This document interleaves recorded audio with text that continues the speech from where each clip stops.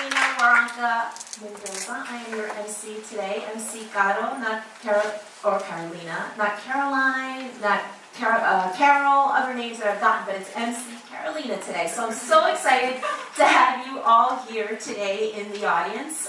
It's really hard to pull up events that are continual. Like I said, this is the fourth time that we have had this event. A really warm welcome from our team at Kapor Capital. If the Kapor Capital team could actually raise their hands for me, right? Mitch, Frida, Regina, Brian, Lily, Eduardo,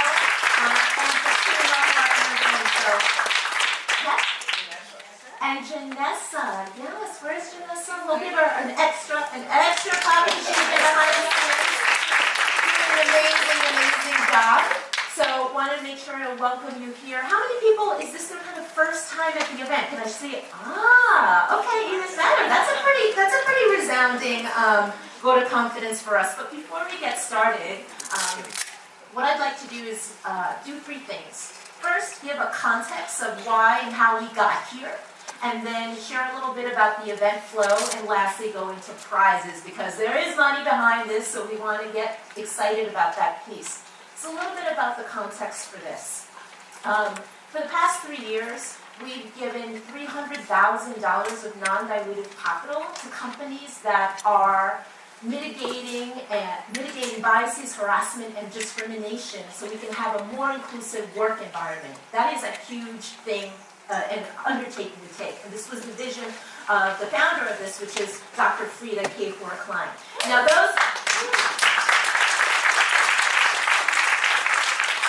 So when we saw that there was an issue, Frida was the first to raise her hand and say that technology could actually do something to fix and alleviate this problem. So that's how we started a few years back. And now we're here in the fourth pitch competition. But beyond that, I think it's important to note that the companies that we have brought together have raised almost $7 million, right? Since the time that we actually started this event. And they're continuing to launch, because some of those companies were even in concept stage at the time.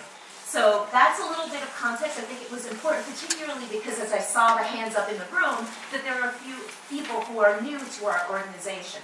And let's talk about what the event flow is. How many people here from New York have heard of the Apollo? Oh, okay. New York people, right? So when people are going to come up, we're going to have 10 amazing startups that are going to be presenting today. 5 minutes, and we will cut you off at 5 minutes, which is why I mentioned the Apollo. If you have been at the Apollo, there's someone here getting you off stage, right? So actually, let's model that behavior. If I was somebody that was speaking, I'm Carolina, starting a company, blah, blah, blah, well, Lily would see me and she would start to flat me off the stage, right? We will do the same for amazing, wonderful judges. 3 minutes, so just be conscious, we will clap you off too. So we are equal opportunities, clapping off folks here. And then prizes. So what I think is really important to note that we have an audience participation, because the judges should not always be the ones having all the fun. But there's a $25,000 prize that the audience will give out to the startups. So with the specific prizes that we have in place, we have a third place prize of $10,000, which is from Google for and the Google for Cloud prize. I think it's important to note that these are $10,000, almost a grant. It's not equity in the company, so it's for you to use and grow your company. Second prize is $25,000 and an HR Transform prize, and also a Google Cloud for Cloud prize. First prize is $40,000 HR Transform and Google for Cloud. So important to note that you could actually win an audience award and also win one of those. That's a lot of money, and it starts adding up, especially for folks that are trying to disrupt and change the world. So in my past life, I was a 4th grade teacher, teaching all boys, if you can imagine, so that will probably be channeled a lot in this audience, because we're going to be here for a few hours, and I want to get everyone excited. So one thing that we want to be able to do is elevate this. So a lot of people are on Twitter, right? We have a hashtag. It's called People Ops Tech 18. Please elevate. If you're excited about something, please make sure to be tweeting out. And I will probably be quoting some tweets throughout the event. But let's make sure, if this is something that we're truly passionate about, to elevate the message across the nation. And then lastly, because we have this audience award, I want to kind of model that behavior. We have something called Slido. I don't know if you have used that before. Any Slido? Slido. Oh, there we go. We're all good with Lily, who also functions as my tech person sometimes, and partner running the show. So this is Slido. I'd love you all, just because I know you all have phones, to get out your phone and go to Slido and enter the code PeopleOpsTech18. That's because I want to get you ready, because when you get to the point of voting for the audience award, I want to make sure that you all are all set to go. And then, okay, it looks like people are moving along with that. I will look to Mr. Freedom to channel me if you're done with that. And then just as we are about to wrap up with this, I just wanted to get a sense of who's in the room, because I think it's really important, because this event is for us to learn about the companies that are going to be disrupting bias in the workplace, but it's also for them to develop relationships and network. So let me just give a show of hands of how many people here are actually working in the diversity and inclusion space. Please raise your hands. Okay. How about those who are investing and interested in this space and want to learn a little bit more about it? Okay. And here are, who here are folks that are going to be participating and pitching and supporting? Right? These folks are really excited. They've been doing a lot of work over the time, and we want to make sure that they are here having a phenomenal event. And what we're trying to do now is just test out how many people have signed up, because we're testing out Slido. Put the event code back up, please. Yeah, People Ops Tech 18. Thank you for asking that. And we are having a little bit of technical difficulty, so thank you for your patience. Okay, are we all set with the event code then? So, now what I'm going to do is give a little sense of the judging piece. So the way we structure this competition, there are 6 criteria, because the audience is also going to be functioning as judges. I wanted to lay that out for you as well. So the 6 criteria for judging are going to be team, right? What do you think about the team? Is this the right team to be able to execute this? Is this a product? What are the customer validations that have been done? The business model or financials? Impact, and I think that's really important. What we want to do is this an impactful business that is actually going to work towards mitigating the biases in the workplace, and then return on capital. So keep those in mind. You can jot them out. I will be repeating them throughout the event, but want to make sure that everyone is cognizant of that. And then I want to quickly acknowledge our judges. I'd like them to, number 1, introduce themselves, say where they're from, and why, out of all the things that they could be doing today in the nation, they are here today. So why don't we start with... Kirby here, partner at Base Ventures. And it's important to be here because People Tech is the pipeline for executives and founders of the future. So if you want to build a more diverse executive force and founder community, it starts with the people that bring along the culture. Thank you for that, Kirby. And then next, Danny. Hi guys, I'm Danny Navarro from Google for Startups. Our team works to help startup communities in different parts of the world. A few years ago, Frida reached out to us to support this event because she had this concept or idea of people ops as an emerging tech sector, and wanted to create a demo day or a pitch competition around it. But it was just an idea, and it was just a thought at the time. So we joined on a few years ago, and it's been an amazing event ever since. We see a lot of really interesting, innovative angles and solutions to problems that have existed in the industry for a long time.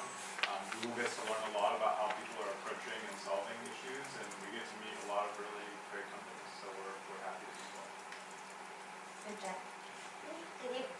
afternoon, everyone. I'm Jen Panera, Inclusion and Diversity Program Manager at Silicon Valley Bank. I'm honored to be here today because as SVB banks the innovation economy, it's important to recognize that inclusion and diversity drives innovation, and so we want to support an inclusive ecosystem, and that starts with looking at our own organization. So I manage IND programs internally, and I view myself as a potential user of a lot of these programs because from an IND perspective, these are the things that keep me up at night, and if there is scalable, sustainable change that can be achieved through these platforms, I'm all for it, and I couldn't think of anything else better to do today.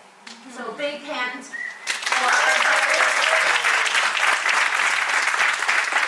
So what I love about this open panel is we have a combination of folks who are doing investing in this space, as well as ecosystem builders and people who are actually users and purchasing the product. So I know I am what's in between us getting to the pitches. But bear with me because I said I was going to channel this 4th grade all-boys school teacher.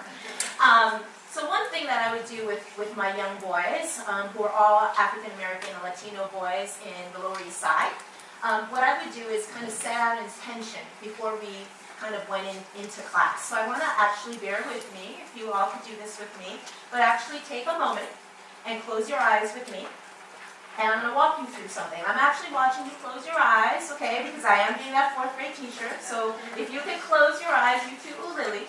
And if you could, and she's sitting down closing those eyes, if you could picture one person or a few people that you care about, that you love. Now that you have that person or people in your head, what I want you to do is think about what world you want them to live in, what world you want them to exist in. And think about what you could be doing in terms of ecosystem building, in terms of investing in companies, in terms of even volunteering your time, and many other things. So now open your eyes. Build the world we want them to live in. So now, let's get excited for the companies that are building. So first up, we have Device VR.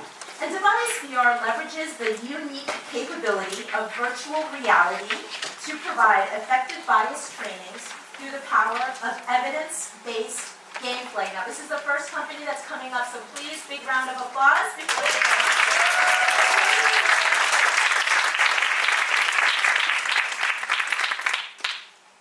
Hi everyone, I'm Katie Gutierrez, COO and co-founder at Device VR.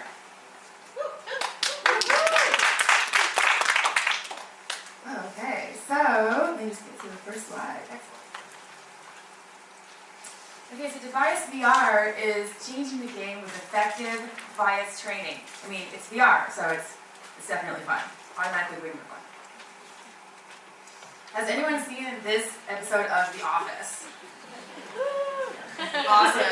Basically, the message here, I think, is to capture how people feel about bias training in so many offices around the nation. A recent study showed that out of 829 companies, none reported that bias training had really changed anything at their company, and it costs millions of dollars. So Device VR is using the power of virtual reality for effective training. We create immersive experiences, engage with employees in a positive way, and we can measure behavior and decision making, and provide data and track progress like never before. So $16 billion is the annual cost for unfairness-based turnover in the tech industry alone. Unfair treatment is the single largest driver for turnover, affecting underrepresented groups the most, according to the Tech Leaders study by the Kapor Center. 78% of companies lack 2D diversity across leadership. And 2D diversity is where employees come from a multitude of cultural backgrounds. Employees of such firms, or 45%, were likely to report a growth in market share. And the good news is that D&I training is a growing market, and many companies are starting to take this topic more seriously. U.S. companies and the educational institutions spend an estimated $8 billion a year on diversity and inclusion training.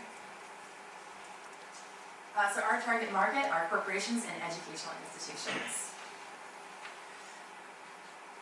what corporations care about.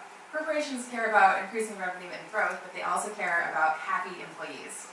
And with the educational system, it's the same thing. Happy students and teachers and quality of instruction. So why is device VR training the right choice? We use evidence-based immersive exercises. We use innovative technology. VR is proven to increase engagement with the user. And we're able to make our tools accountable to track behavior and decision making over time. Okay, so here's what's in the VR, the device VR package. Module 1 is education and awareness. Just coming to understand how bias makes an impact in our lives. Module 2 is bias testing, where users are challenged to self-evaluate through research-driven tests. Module 3 is the fun part, the biasing game training exercises. And Module 4 is collecting and tracking data, which can be used by HR. We offer 3 packages: the 1-day workshop, the 4 to 6 week trial subscription, and the full 1-year subscription. We've gathered some very positive user testimonials so far.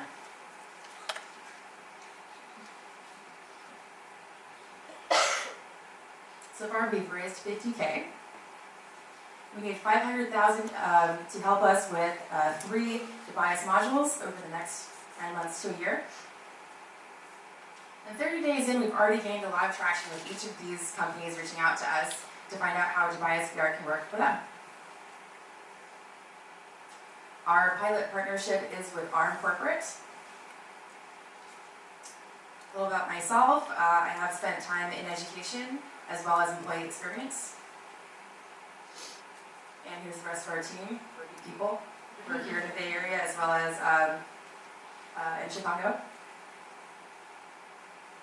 So it's time for an immersive breakthrough. Come with us on this journey and let's evolve bias training together.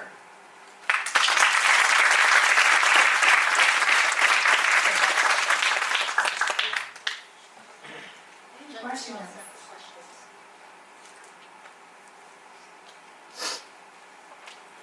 Thank you for that. That was great. I can only imagine the sort of empathy you could have if you're like literally in the shoes of someone else. That's really cool. Can you walk me through like how you like operationalize this? Like, do you guys like loan equipment, VR equipment out to your customers? Do these customers have to pay for that equipment? And then secondly, like how about content creation? It sounds like you guys are doing all this in-house, or do you work with outside vendors and like that? Right, we come from a development background, so we do development in-house. Right. And we certainly can loan out equipment for trials and testing. And how about for customers? Like, do these companies have to buy the gear themselves, the VR gear, and then you will give them the software, or how does that work? Yeah, that would be how it works. Can you tell me a little bit more about the tracking of progress? Yeah, so we work with the implicit bias test, and so it brings up metrics that we can measure over time. So, ideally it would be over the course of a few weeks to a year, because it works well with the workshop. So over the long haul, it would be more insightful for the company. Okay. I think you just answered my next question. I was trying to figure out how do you track if it's just a 1-day workshop versus 4 to 6 week versus a year. So it sounds like you obviously will have more data and better tracking opportunities with a longer term subscription. Exactly. Yeah.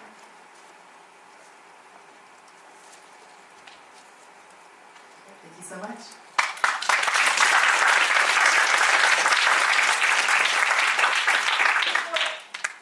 Before the next person, you can hear me? Before the next person comes up, just want to make sure that everybody knows that we have Wi-Fi, and it is DVC public. D as in Danny, B as in Beto, C as in Carolina. DVC public, so make sure you can get on that. And the next person coming up in company is 5 to 9. 5 to 9 enables people leaders to manage culture building opportunities and collect employee feedback to assess ROI, ultimately driving better retention and employee experience. So A big round of applause for everybody on stage.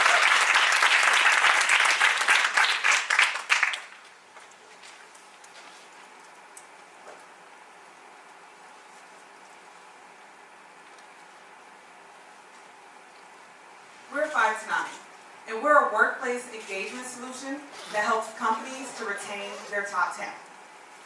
And I'm Jasmine, co-founder and CEO. And I have a confession to make. My ex is corporate America. I broke up with corporate America about 5 years ago. And the reason why was because as a woman and a person of color, I did not feel that the culture reflected me. And like me, women and people of color are often excluded and not reflected in their company culture. And it's a huge problem. $160 billion is lost every year in the United States because of employee turnover. And 50% of employees say that the reason why they're jumping ship is because of bad company culture. So if this is the case, then why doesn't management fix it? And that's because managing culture is hard. We received a grant from the National Science Foundation and spoke to over 100 HR teams to figure out exactly how hard it is. And 70% of them said that they were using anywhere from 4 to 5 tools to manage their internal culture building initiatives. And that's exactly how many tools 5 to 9 supplants for our customers. 5 to 9 helps HR teams to retain their best talent. HR can organize and manage all their culture building initiatives in one place and assess the ROI on those by leveraging employee feedback. I'm going to take you through how it works. First, employees receive a survey where they tell HR the things that engage them most. This could be anything from manager trainings to volunteer efforts. And then they can actually sign up for those experiences within their workplace and see who shares similar affinities to them at their work. And after each event, employees complete a 1-question pulse survey that rolls up into our dashboard. HR teams are now able to understand the ROI on their culture from a bird's eye view. But they can also dig into the data as we have demographic insights from age to department that allows them to see where are their inclusion blind spots. So it's no more guessing, no more throwing money at the wall and trying to see what sticks. In our traction, we launched our V1 last quarter and have already brought 5 clients on board, from national startups like Better Cloud to public companies like Twilio with $100K in ARR and contracts. And so far, all of our pilots have been renewed. When it comes to our pipeline, in our late stage, we already have companies like Amazon and E-Trade who are interested in purchasing 5 to 9. And we're going to hit our Q4 goals in 2019. And our customers love us. From helping D&I leaders to measure the ROI on their initiatives, to helping companies streamline communications in their office. But most importantly, we love that they all say it's easy and simple to use. And what sets us apart is that we built our product based in organizational psychology. Our team has a background in that. Furthermore, on the front end, it's fun and engaging for employees, and on the back end, there's robust people analytics that let HR see how they can better invest in their people.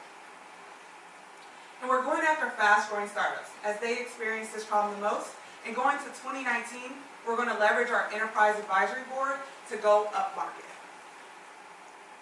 And it's a huge opportunity. $74 billion in the U.S. alone, growing 8% year over year. And we estimate that we can grab 2% of that within 2 years of operations. And from working in the best consulting firms, from Ernst & Young to Bain & Company, to building products for enterprises, we're the team to beat. Furthermore, as immigrants and people of color, we're so passionate about this. We've worked in companies who have gotten it wrong, who have gotten it right. And we want to help transform workplace culture. And because of this team, you will not be surprised that we were already 40% committed in our round, and we just opened it last month. So before 5 to 9, HR teams were using tools that did not communicate and they wasted time. With us, they can now organize all their opportunities in one place and invest in the right culture efforts to retain their people. Again, I'm Jasmine, and I'm ready to help employees swipe right on their culture again. Thank you.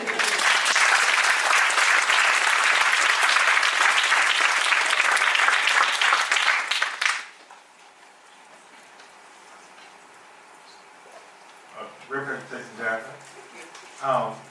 So what are the functional tools that 5 to 9 replace? For sure. So right now, what our customers were using before 5 to 9, think Slack was a big one, Eventbrite was another one. In addition to that, they were using Google Sheets. So a lot of tools that they were using to try to measure, and also SurveyMonkey was a big one, to not only organize it, measure it, and also get it out and communicate it to employees. Those are some of the tools that we supplant. And then how is 5 to 9 better? Because one, we bring it all into one place, so we save countless hours for these people. And then in addition, in terms of collaboration, not only do HR teams use it, but also people leaders. So think leaders of employee resource groups, and now they can track their success over time. So instead of spending all this money, you can now understand where you should invest your resources. Thanks, Jasmine. One question for you. As you guys work upstream, I think of like employee resource groups, and like there's so many at Google, and we will just use large email aliases to spam out events or programs or initiatives that fellow members can participate in. How do you think ERGs can use 5 to 9 to better communicate? For sure. So with Amazon, for instance, right? They have tons of ERGs and no tools. So for them, it's very difficult to actually understand how it's moving engagement. So for the fact that we have analytics in the dashboard, that's something that they're really excited about, is they can understand, even from a demographic perspective, how and who it's engaging. And even for the budget, ERGs have to go and report to someone to get budget. It's not like to say, hey, this is how we are strategically integrating into the company and why you should give us more budget. We have what time for one more question. You know, what are the tools that you didn't mention? I'm curious to hear. How does this support or maybe replace employee engagement surveys? Yeah, so we see ourselves like really integrating into employee engagement surveys. So our goal is not to replace those. Our goal is to work alongside them. Since we're starting with events because we see that there's so much engagement across training to volunteering, so we're using that data as a way that we can work alongside kind of some of the things that they're already measuring and see how we can improve it over time. Yeah. And I'm meeting with SVP this week, so I would love to chat with you. I was like, wait, I need to talk to her. All right, well, thank you guys.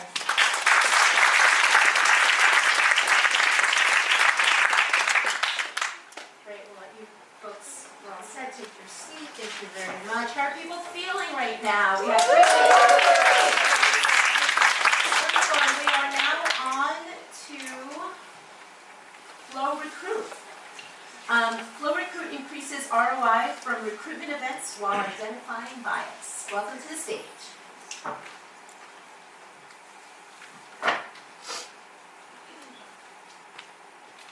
All right, hello everyone. My name is Catherine Allen, And I'm Atreya Misra. and today we're excited to share with you Flow Recruit. But before we tell you anything else about ourselves or our business, it's more important that we introduce to you Wade.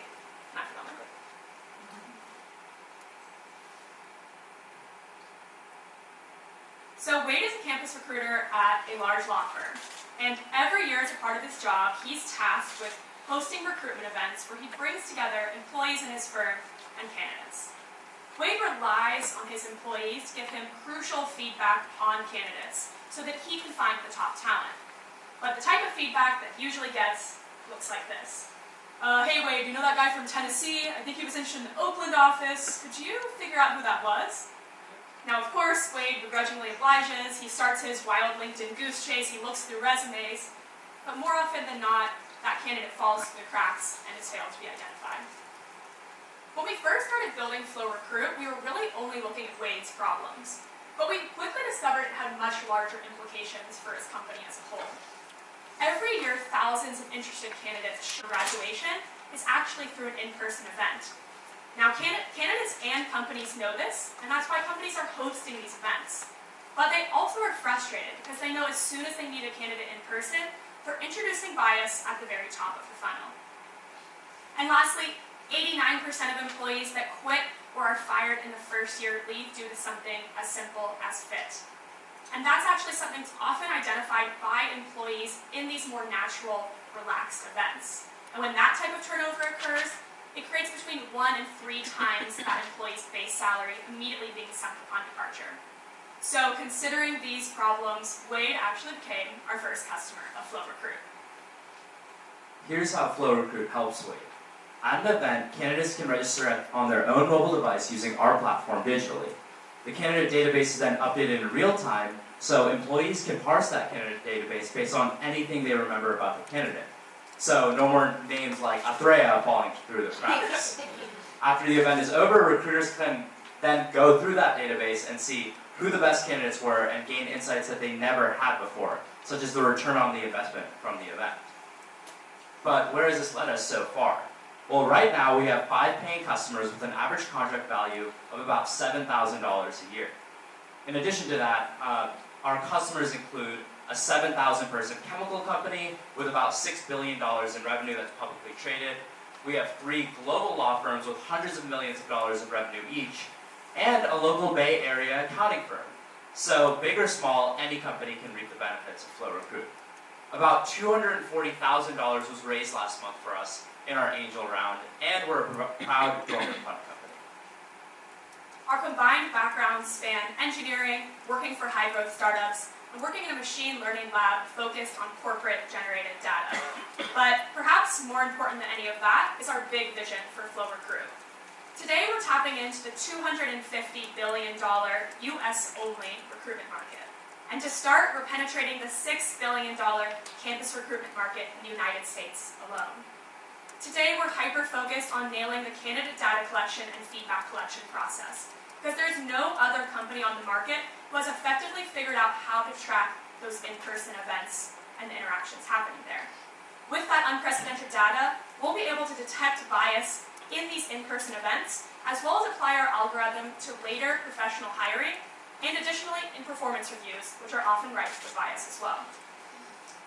Now, today, if we're to go home with both first place and the Audience Choice Award, I'm looking at y'all. If we're to go home with $75,000, we'll be able to continue making sure our platform is scalable enough to have the customers that we know will gain at HR Transform.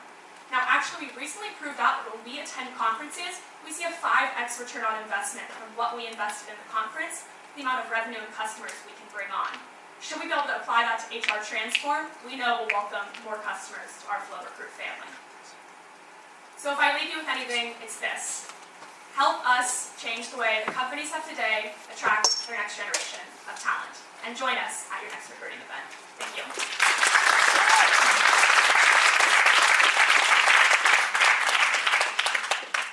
Thank you both for a great presentation.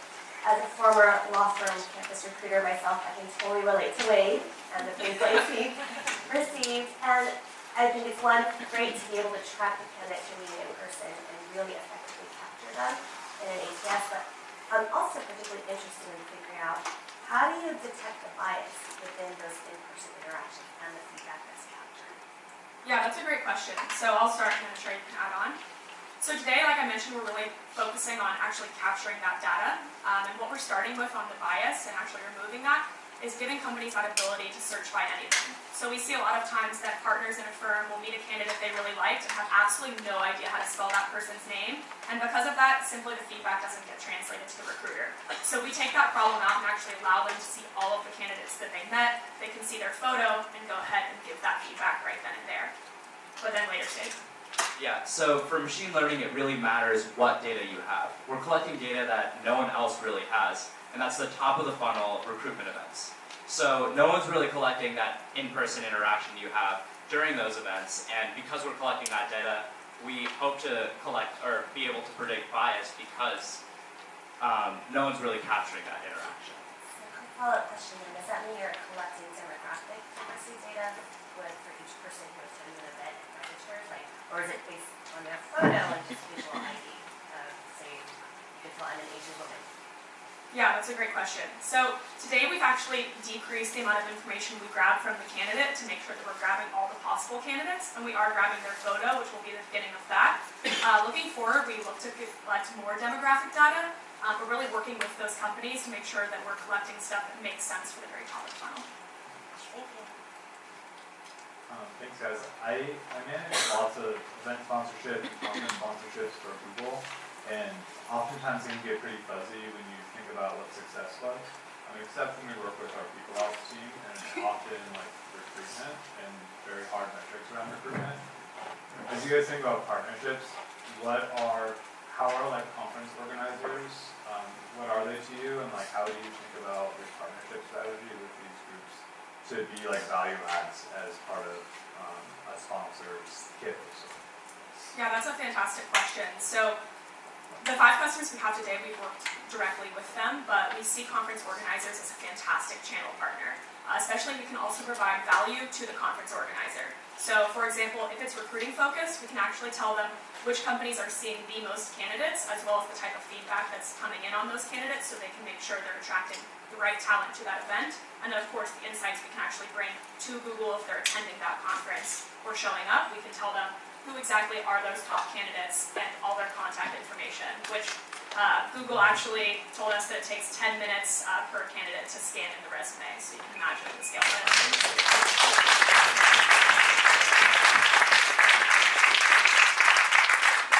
Great, so I've been following Twitter. Remember, I'm going to do a random like people on Tech 18. Let's continue to use this hashtag. And I see you, John Marble. John Marble, I'm gonna shout you out right now. I'm excited to be at the Kapor Capital People Ops Tech 18 pitch event to hear from companies using technology to remove bias and discrimination in the employee life cycle. So thank you for that. Let's keep tweeting out. Remember, People on Tech 18. And now we have our next company coming up, which is Forefront. Forefront is an on-demand learning platform powered by AI for businesses and their leaders to get the cultural competency skills they need to thrive in an ultra-diverse workforce. Our vision is to design a future of work that works for all by providing leaders accessible and personalized education on topics of culture, identity, and bias, and hence enabling leaders to put diversity and inclusion at the forefront of their everyday. Welcome, Forefront. How's everybody doing?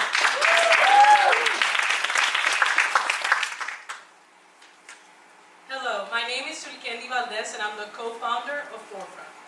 2 years ago, I quit because I didn't feel seen, heard, and valued at work.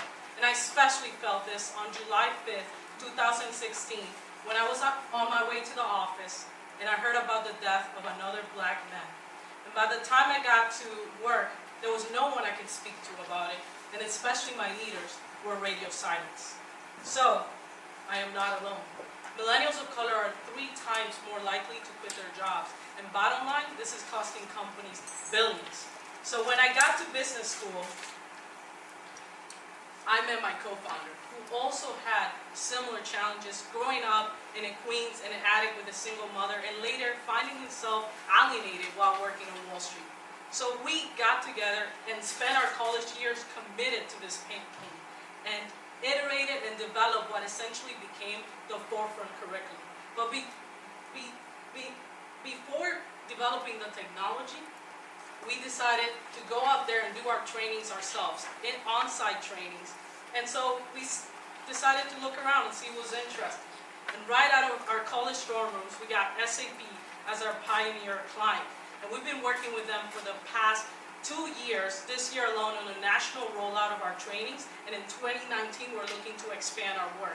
So now we're ready for Forefront 2.0 and enable technology to scale our impact. So I'm happy to introduce to you to Forefront, an on-demand learning platform for businesses and their leaders to develop cultural competency and inclusive leadership skills. So let me take you back to my situation. All I wanted for my manager at that time was to tell me, hey, I heard that something happened in Baton Rouge, Louisiana.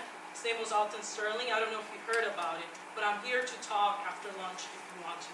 And that could have been enabled if my manager used the Forefront platform, where he would not only get access to modules on race 101 and gender 101 that would help him unpack his biases, but also daily news notifications that he could have gotten either via text or email. So on that day, he could have read the caption, "A 37-year-old black male was shot in Baton Rouge, Louisiana. Black males are 9 to 16 times more likely to be killed by the police. Here's a guide on how to talk about this to your employees," and that would have given him the confidence to approach me. But also amazing features such as calendar integration. Well, he would get reminded of religious holidays such as Ramadan or Hispanic Heritage Month, and also a lot of amazing audio and video content that will help him stay up to date with all the workplace trends.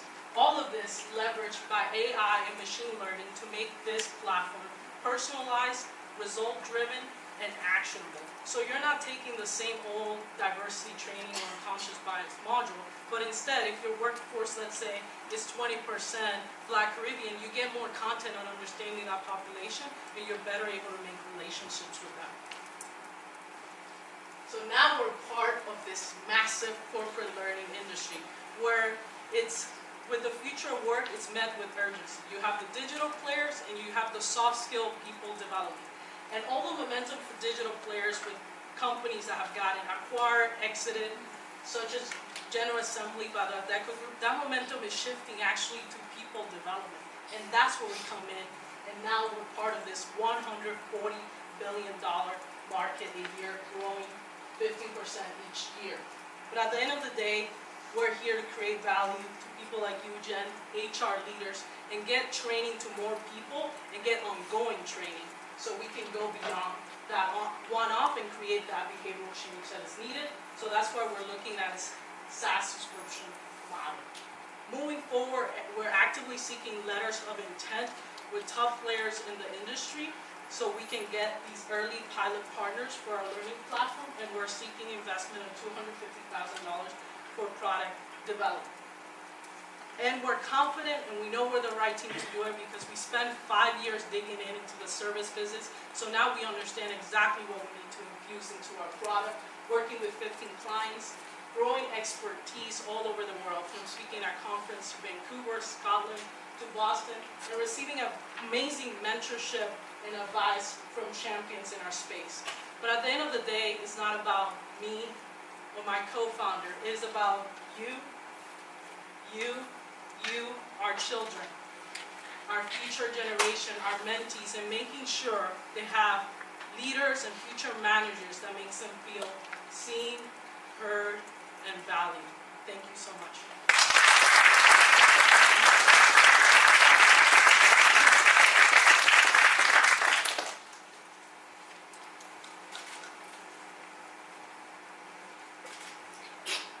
Great presentation. Who makes the content? You talked about content relevant to each demographic group. Who develops that content? Yes, there's two parts of the content. So the first part, the foundational packs, we actually create ourselves. So we're hiring on all fronts and making sure we have the best instructional designers in our team to create the most relevant content. And to do that, we're also partnering with companies like Blue City Learning, who have years of expertise creating peer-to-peer experiential corporate learning. But other content, such as the video and the audio reel, that's going to work through algorithms, where we're going to partner with companies like Blavity or Me2 to make sure they're getting content by media companies that understand this demographic. So some of it we're producing on our own to make sure it's scientifically backed and research backed, and some of it is updated content through algorithms. Great pitch. I will buy anything you're selling. That was amazing. One question I have is around your product and how it integrates with other trainings that I might have to take as an employee. Do you see Forefront being able to integrate with other types of enterprise type trainings, or will this always live in a silo? This is my diversity and inclusion platform, and then this is my sales training, this is my ethics training that I have to do. How does this play with other types of training? No, Yeah, we're making sure that our platform can be integrated into your own LMS. So this could just be another element of the training that you do during onboarding or other kind of rotational programs, leadership programs that are in place. So we're making this so this is complementary. And what we're also excited is as we move forward to be a leader on the soft skill people development. So we're starting with this project around inclusive leadership, but we can also help with cross-cultural training and making sure we're helping our clients that are sending people to Brazil, and instead of taking this big assessment that takes a lot of time, they can learn what they need to know to succeed in Brazil, and then also moving to do more courses on empathy and networking. So we can really help all around on the people side, HR thing, not just the diversity side. Few seconds we have left. One last question. In terms of the real-time coaching for individualized or experience situations, is that real? Is that AI-based or is that a live person? How does that work? Right, AI-based. So that's a good system. We can pull all the resources that are on our platform. When those situations come up, they will get direct access. Thank you. Thank you so much.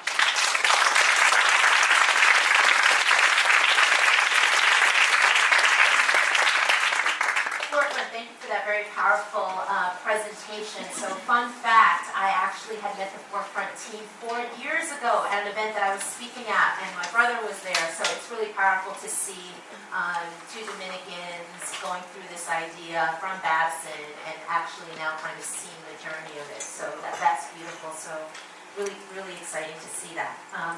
We continue to have an amazing group of people present today, and each one of them actually gave us language on how they wanted to be presented. And as I'm reading the next one, I'm like, wow, you have done a lot. So next play AI. Sharma is a third-time startup founder, has written 3 books, educated 1 million women to start their businesses, won 5 national awards, was named a Power Woman alongside Oprah. I love you, Oprah. Stopped a train robbery in India when she was 9 and has been to all 7 continents. Welcome to the stage. Next play, AI.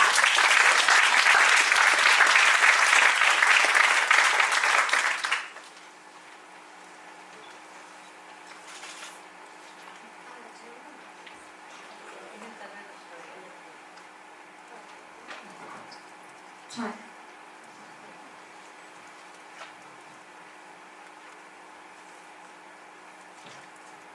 tossing the slides quickly before it's started.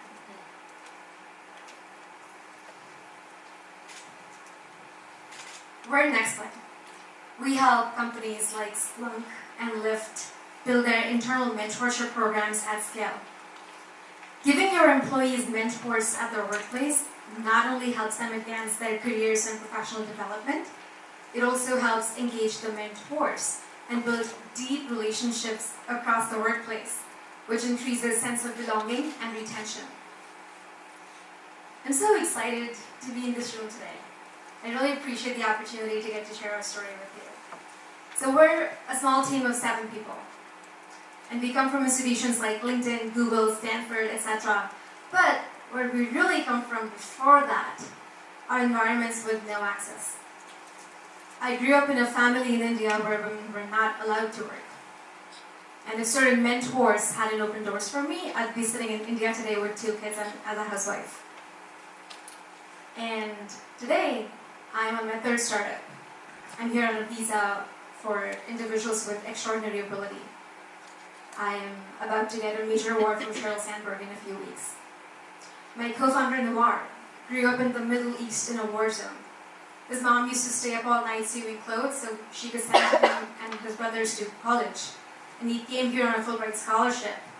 And when we came to the US in the pursuit of this American dream of freedom and economic opportunity, we realized that in the workforce, at our workplaces, a select few hustlers are able to manage up and find the right people to open doors for them. But most people don't, and we're terrible at it, especially women, minorities, and introverts.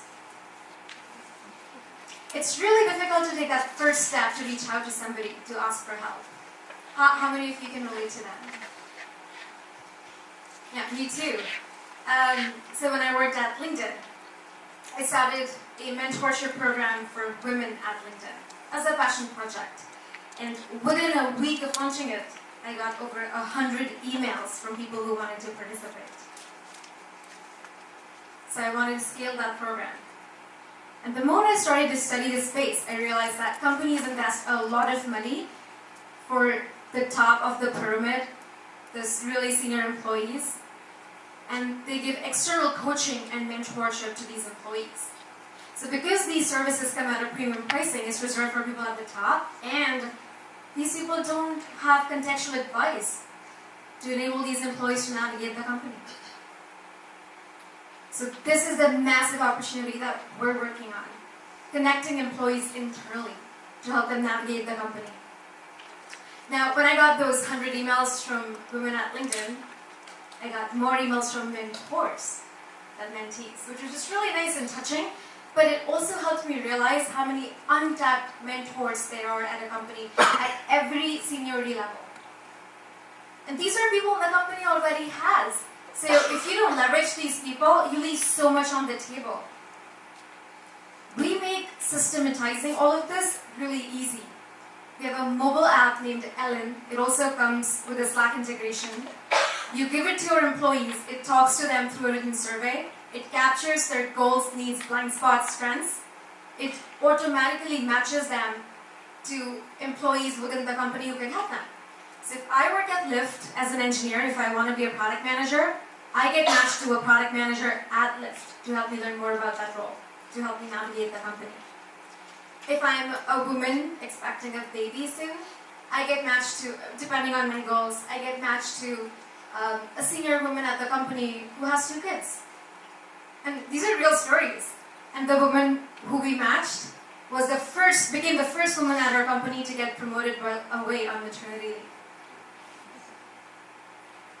Beyond the matching, we also help them continue the momentum with reminders, meeting nudges, conversation prompts to run their first few conversations, and we give real-time analytics to the HR where we can show significant increase in an employee's equipment to achieve their goals, clarity on their career, retention, engagement. I'll skip through some of the slides and just early adopt. We work with some of the early adopters like Gilead, Lyft, Square. We've managed to raise money from LinkedIn's former head of HR, LinkedIn's head of engineering, Microsoft's former chief design officer. So we're young, but we have surrounded ourselves with experts who are accelerating our learning curve.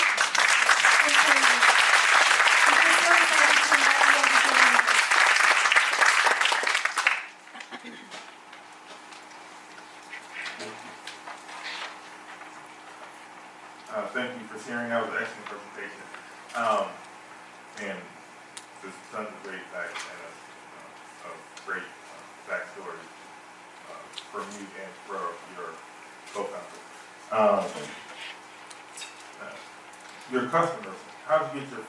They were all So the mentoring softwares that I saw in the market, there were old school clunky tools built for HR to check the box. There are vendors who are doing some things right, but they're the vendors who provide external mentorship and coaching, and it comes at a premium pricing, again reserved for the top of the pyramid. So how we're different is that needs analysis plus matching, that we're able to, that helps the company democratize access to mentorship for all the employees, not just a select few who've already proven themselves. Thanks, Rhea. Nice to see you. Thank you for a great presentation, and it's exciting to see how far your activities come along. I'm curious, we've always worried about, just from the mentor perspective, like how do you ensure you have enough mentors? Yes. Great question. I have 10 seconds, so I'll continue with some answer later. But one, we don't realize how many people at the company want to help others. How many people have expertise that's not being tapped into today. So I think there are just so many more mentors than we can possibly realize. I'll talk to you later.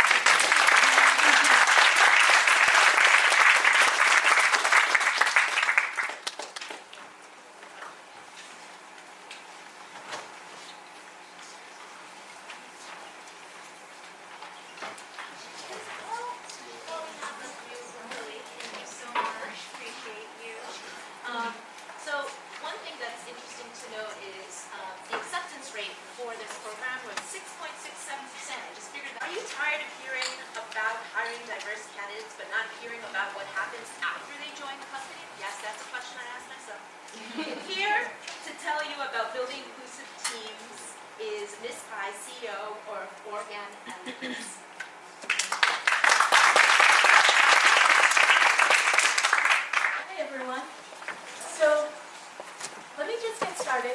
about a basic tenet that we have at Organalytics. What can't be seen can't be fixed, and what is once seen can't be denied. That is what Organalytics is about. We visualize unconscious bias in organizations so that managers can build truly inclusive teams. Let me just get started by talking about an all too familiar story. A minority woman, we'll call her Shweta because it's a fabulous name. Shweta joins a Fortune 500 company, and she's part of all of their ERGs, Women's Network, etc. But she's the only minority, only woman in her team. So quickly she realizes that she's really isolated in her team. Her manager asks her for feedback. There are surveys that come around, but she's new. She doesn't want to rock the boat. She doesn't want to rock the boat. So she says everything is fine. And eventually she does what a lot of people do in that position. She leaves. $8 billion. We saw that number earlier. That's what companies spend on diversity programs. And yet we are here today because we know Shweta is still the norm. The diversity revolving door is stark. And that's not just the $8 billion that's ineffective, that's recruitment dollars. That's wasted training time and lost productivity. That's what Organalytics is here to address.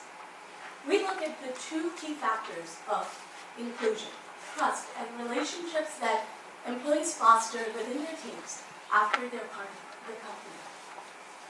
Our simple three-step process begins by looking at different types of relationships, like mentorship, knowledge sharing, idea sponsorship, etc. We then distill that down to look at only the strong relationships. We look at those relationships that are used most often and in need of during crisis. We then apply our algorithms that convert it to network maps like this. In our example for Shweta, her team are those green dots that are right there, and those lines are those strong connections that her team has with each other. The size of the nodes or the size of the circle is how influential those relationships are. Now, her manager thought that he had a well-connected team. But our machine learning model quickly highlighted how isolated Shweta really was. And visually, we could see she was not just not connected to her team, she wasn't even connected to anyone connected to her team. So now her manager, armed with this, could intervene and make sure that he brought her back into the fray. Additionally, with our tool, we can make sure that he can track her level of inclusion over time and make sure that her level of, his decisions have the right impact. Now, how do we make money from this?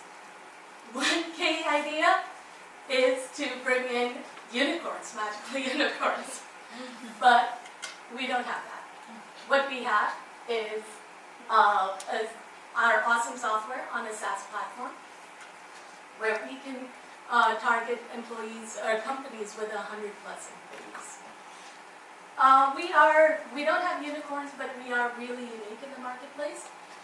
In the D&I tech space, we're the only ones that really look at how companies are building inclusive teams, not just hiring members. Our team is also very unique. We have lots of experience as entrepreneurs in machine learning and AI, and as managers of large, complex global teams. We've had great traction as well with a lot of successful pilots that we've done, and the feedback has been phenomenal. We're also an approved vendor for Deloitte. We're bootless thus far, but we are raising money to add additional APIs, as well as so that we can integrate with tech partners, as well as build out a sales team. So invest with us today so that we can make sure stories like Shweta's are this part of our past and our future.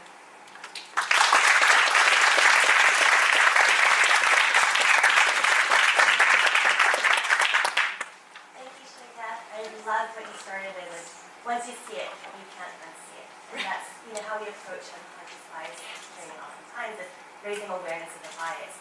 The challenge is then what action do people take after the awareness is raised. Right. And I'm curious if it's simply mapping out the relationships, identifying where the interventions can be done, but then do you offer any suggestions or what actions can be taken for these interventions? Yeah, right. And we do a SWOT analysis on their networks that we see. And then we identify low-hanging fruit programs that they can do, as well as longer-term program modifications that they can do, and then identify those exact places that they need to intervene. Thank you very much. One question I have is around the product and how often you would expect managers to use this platform. Yeah. If I were to see that Shweta is isolated, I then take certain actions, and then this is hopefully resolved, but do I look at this thing on a weekly basis, or do I go back the next quarter, and if so, how am I prompted to do so consistently? Right. It's actually the latter. So what we've seen thus far is our clients tend to have touch points on a quarterly basis, but it can really be at any time that you made a decision or you made some kind of an action that could change behavior. So it can be as often as you want or as little as you want. So, but what we see most often is on a quarterly basis. And how or why would you expect managers to keep your platform on the top of their mind with all the other things that person might be doing? Right. Right now, it's really around those decision making, the actual restructuring. What we've seen happen is that we've done before and afters for, hey, we do it before age restructuring occurs, and then we go in after a certain point, and right now it's very manual where we reach out to them and say, hey, it's been a while since you've done this, why don't we try and do this and make sure that we're moving the needle in the right direction. Thank you. What APIs are you integrated with today? We are building those APIs right now. Matt Salerno, our CTO, is here. He can answer more of those questions. The APIs, we are building those out, or that's what we are going to be building out soon. We have the white labeling capabilities with Deloitte, and that's what we've built out thus far, as well as the direct. Thank you.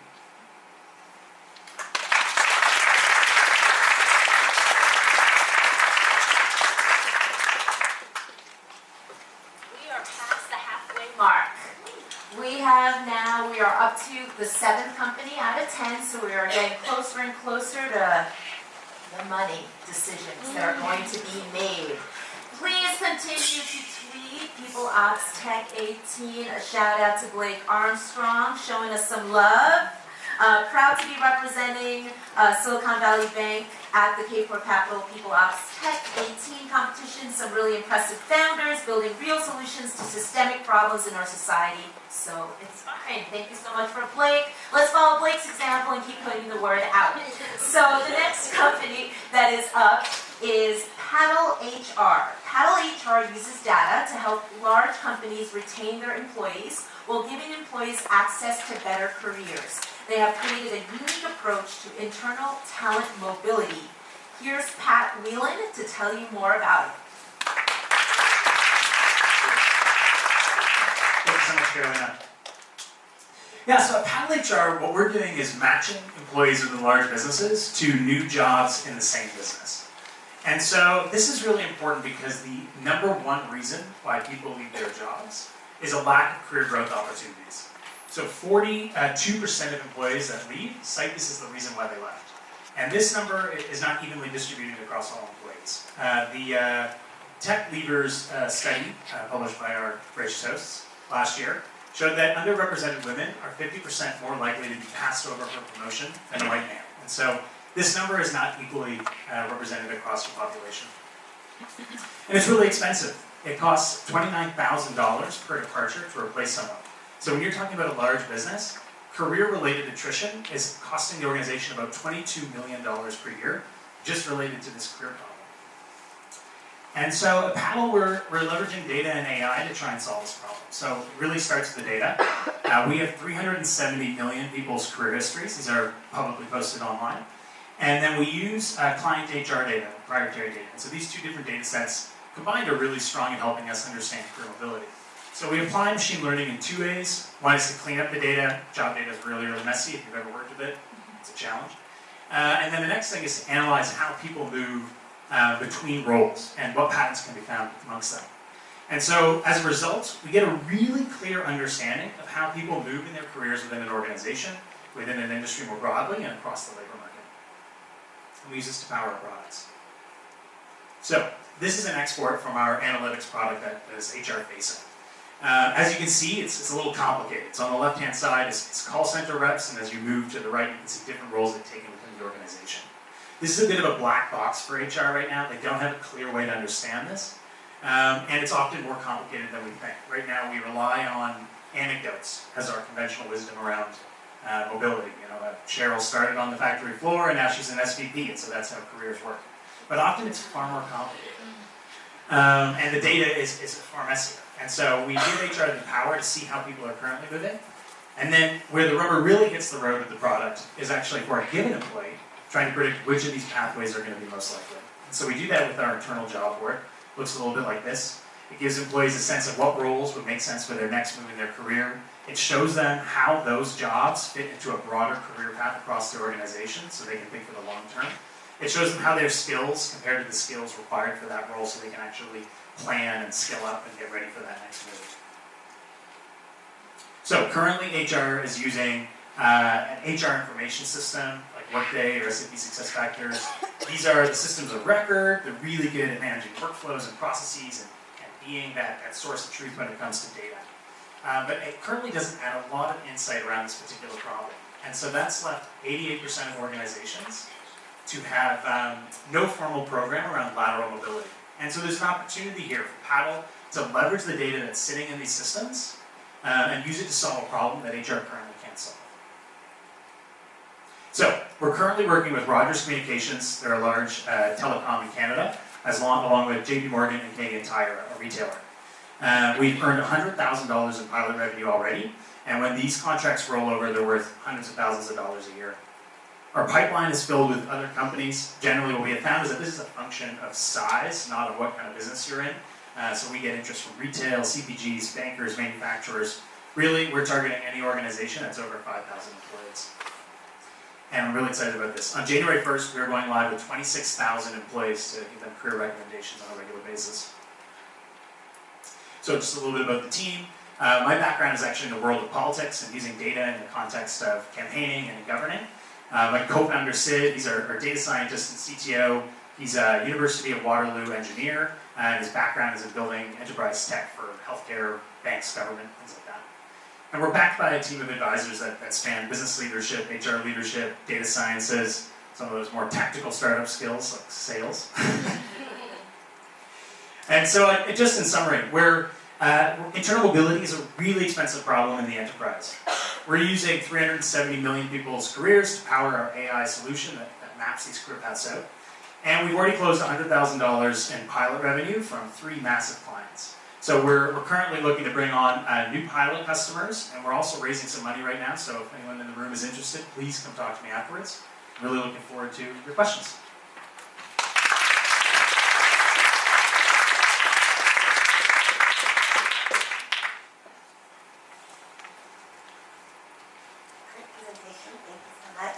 Couple of questions. One, does Paddle integrate with both HRIS and ATS, applicant tracking systems, to pull that data together of who's in the workforce and what the current openings are? Yeah, so right now we're integrated with the HRS with the intention to integrate with the ATS next. So we're showing employees what jobs exist within the organization, whether they're open right now or not, and then link to the ATS to do essentially a search there. Because the goal is not necessarily, we want to get this information in front of employees early in the life cycle, so it's not necessarily you want to make a move today there's a job board you can search for that. What we're really helping you do is see how your action today is leading towards careers in the future. Right, and I love that you're relying on historical data of Mhm. where people are in their careers and using that to predict where people can go for their future career paths.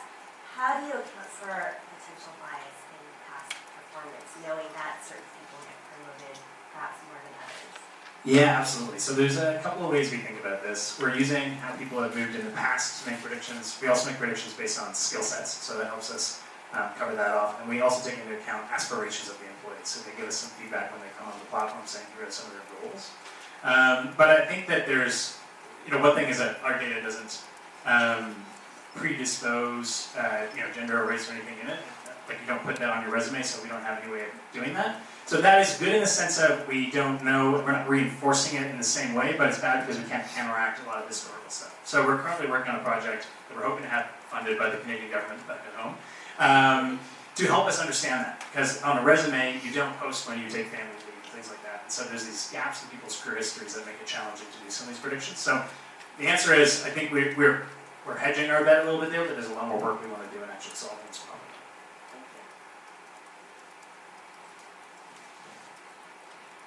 Very good presentation.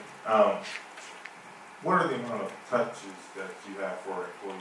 So are employees looking at this kind of anytime they think about it, or do you prompt people to check on their PAL or their task? Yeah.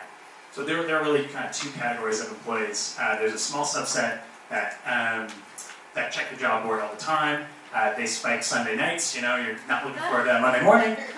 That's the sort of upper tip of the spear, let's say. There's a vast majority of people that aren't using it, and they are on LinkedIn all the time. So they see those external opportunities, they don't see the internal ones. And so to counteract that, we email employees on a regular basis with sort of increasing frequency as they approach kind of an average attrition point. So we're trying to push it out to people as well. And what's the frequency? Weekly or? Well, we don't do it. We do it sort of like quarterly at the beginning, and then it goes to monthly and then weekly. Yeah, sorry about that. I think of companies that people will join just to get in and sort of figure it out afterwards. This can be a career path for folks. That can lead in biases of where they go next. So if I join as a salesperson, maybe I don't love sales, but I can get in. How can you guys, oh no, how can you all stop? Fine. I'll talk to you afterwards, sorry about that. Yeah, Danny, sorry, we're doing Apollo here. We're supposed to out here. It's tough. You can go back and connect offline. So Pat, something that I appreciate you mentioning was a seminal study that the Kapor Center did in 2017, the Tech Leaver study, which I'm sure some folks are familiar with. It was a study on workplace culture in tech that shows, unfortunately, toxic work environment contributes to tech's overall diversity problems and costs the industry more than $16 billion. You haven't, Kapor Center, and it's an amazing study worth reading, especially if you're interested in investing and learning more about this space. So we are at the final stretch for those who play baseball. We are almost there, okay? The next company up, our 8th company, is People First. So please welcome People First, B2B software for reporting and resolving workplace harassment.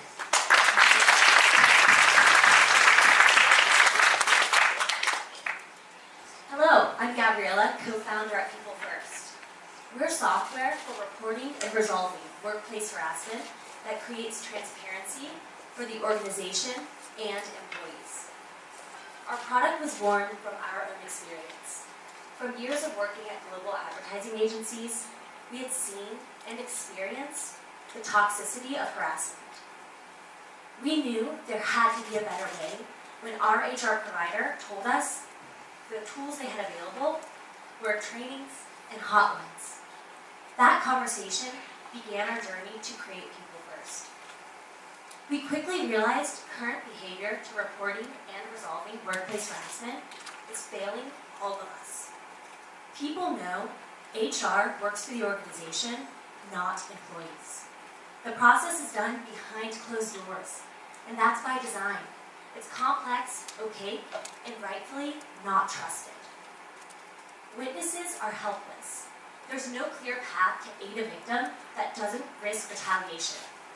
and harassment costs companies hundreds of millions of dollars. Other products out there are not solving the real problem. They're creating better templates and better forms to fill out. They're making reporting easier and providing more support, which is good, but it's not enough. The real problem is that once a report is submitted, they stop here. Then it reverts to the same old process done behind closed doors that's not working. 75% of retaliation occurs after a report is submitted. We need to create transparency and accountability across this entire, long, complicated process to change behavior. So much more work needs to be done after a report is submitted to be effective. People first. Make sure every report submitted is resolved. And that's what makes us different. That's why People First is the only software for reporting and resolving workplace harassment that creates transparency for both the organization and employees. We do this through 3 key features: clear and equal visibility into the process for all parties. An automated escalation path ensures every report is resolved. And high-level anonymized data is reported to public platforms, including the EEOC and SEC. This is important because reporting harassment holds companies accountable to reach a resolution.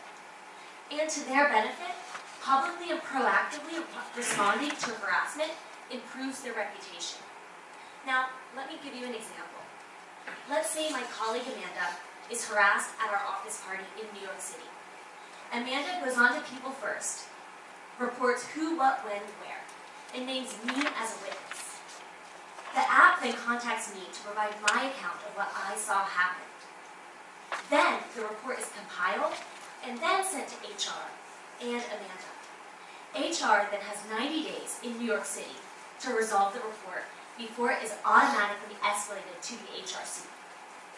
This compilation process and automated escalation protects Amanda from reprisals. It also holds the company accountable. We know that transparency is more and more important in workplace culture. It creates more diverse and inclusive organizations. And more diverse teams are 80% more productive. It will also save companies money. At a minimum, a company will spend $500,000 for each harassment case. So if People First prevents one case, the product more than pays for itself. This is a large and growing industry. There is a big opportunity here. People First has a total achievable market of $3 billion. We'll get there through a SaaS, subscription-based model of $20 a user a year. We already have 5 customers signed up to be paying clients for our pilot. More are in conversations and active negotiations. Our product is in development and we're on track to launch in January. We are the right team to execute this opportunity. We have expertise in management consulting, technology, product design, marketing, and finance. For our upcoming round, we're preparing to raise $500,000. Now, let's put people first.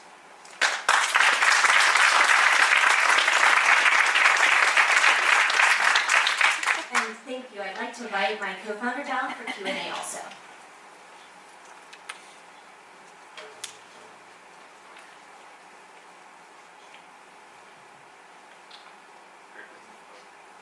You went first this time. Great presentation, thank you very much. What's your marketing strategy like, and how will you all go about acquiring customers? Yeah, so our first customers and those that we're targeting are those that are mission-driven and have demonstrated that by investing in values that drive their organization's success. There are a couple proxies that we've been using for this. For example, salary transparency, open communication channels, and reporting diversity statistics. Follow-up question is, who is your target customer, and how will you get them? So mission-driven companies are our target customer. I won't go into the specific companies that we are speaking with and talking to, aside from the ones who we're in active conversations with. But the way that we're targeting those companies are through reports on those proxies. So if they have published their salary information, if they have talked about using open communication channels, and if they're reporting diversity statistics. Good. So, who would you normally work with? Who's your point of contact in the organization? Is it HR? Is it legal? Yeah, so it really varies by organization. What we have found, and this is fairly unfortunate, a lot of times HR does not have the decision-making power when it comes to paying for and bringing on a tool like this. So the CEOs and COOs are really the ones who are our buyers. And I'll give you a chance to speak, I'm sure. Different parts of the organization have different pain points. So I think HR wants to be an employee advocate, so it probably resonates with them. General counsel thinks about this from a risk mitigation perspective. And CEOs and CFOs, C-level executives in general, think about the employment cost line item. They want the most motivated, creative, loyal workforce at the best price. So many motivations across the organization. How many reports have been filed through People First, and what's the resolution been like versus the standard report? So our beta is launching in January. We don't have that information yet, but we'll be sure to make sure you see it when it is available. Thank you.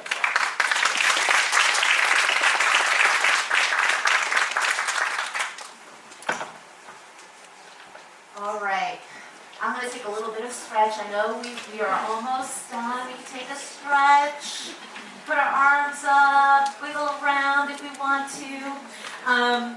The next company we have coming on stage is Ultra Testing.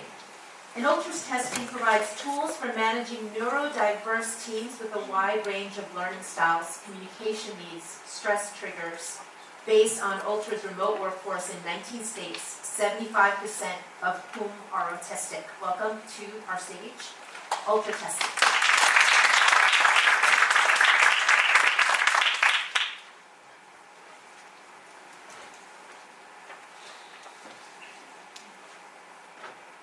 Hi everyone.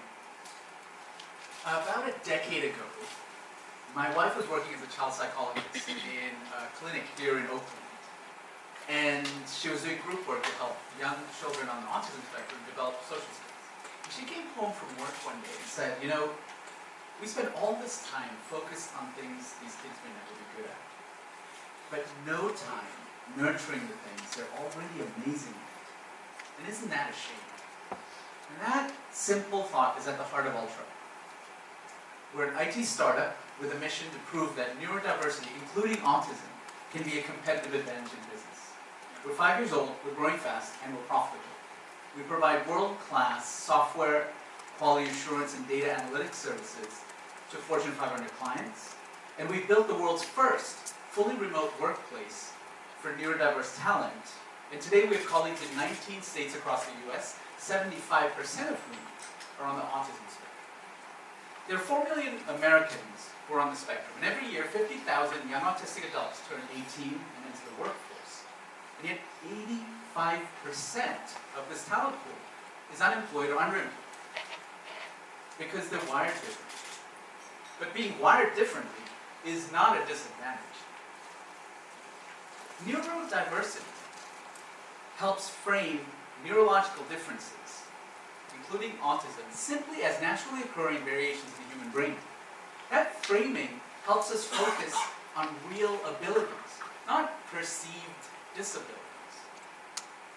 And autistic adults have many abilities that are invaluable in the workplace.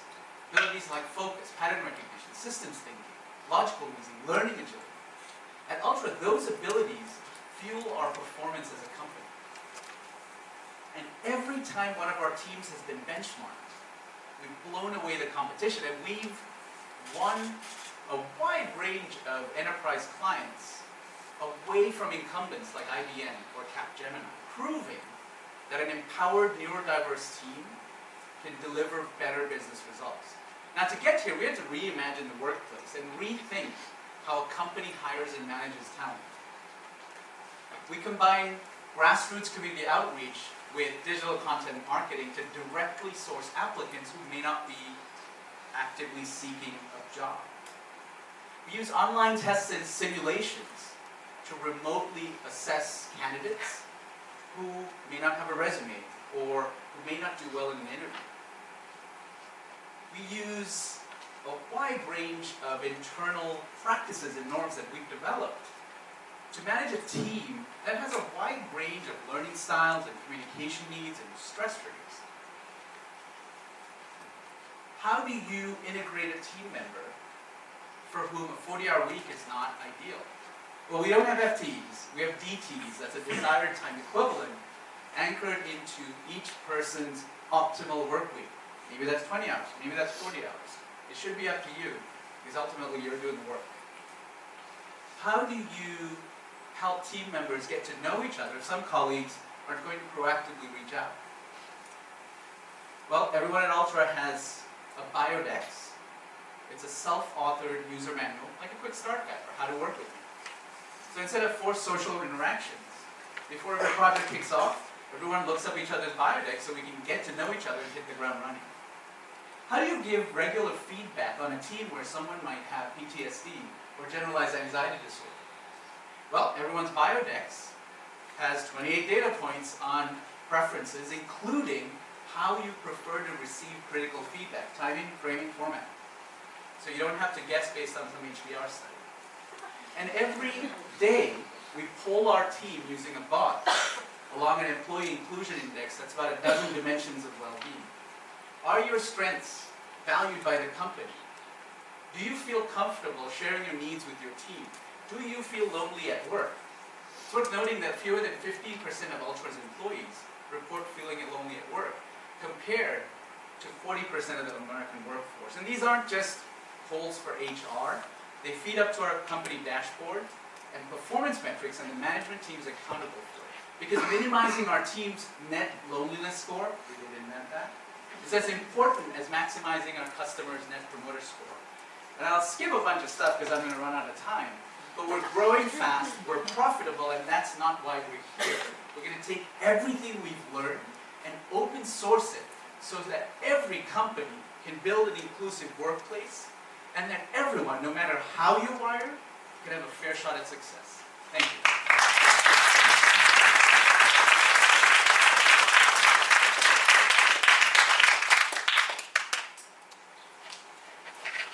And we're raising money.